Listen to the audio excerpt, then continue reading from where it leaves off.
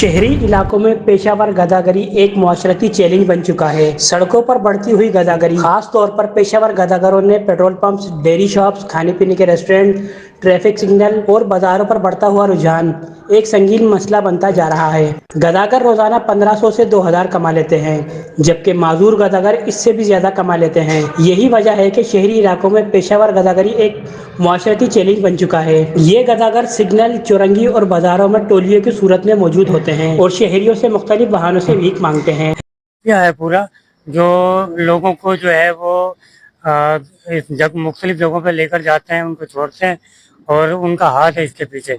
अच्छा, इससे नुकसानात क्या है? बहुत सारे जो सफेद पोश लोग हैं उनकी हक तलफी होती है।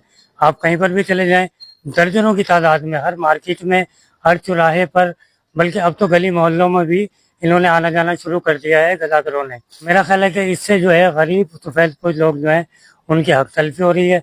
बिल्कुल इसके खिलाफ जो है वो हमारे इदारों को खड़े होना चाहिए और इनके खिलाफ काम करना चाहिए। हैदराबाद में गदागरों का राज कायम हो गया है।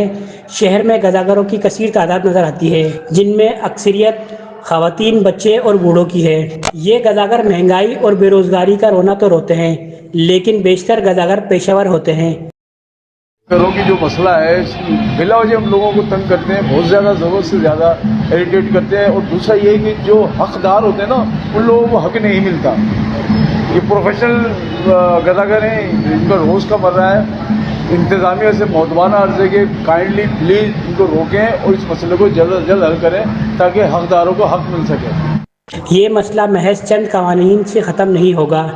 इसके लिए मुआशरती शऊर और हुकूमती इक़दामात की ज़रूरत है। कैमरा टीम के हमरा Jazeb Ali, South Asia Global News, Hyderabad.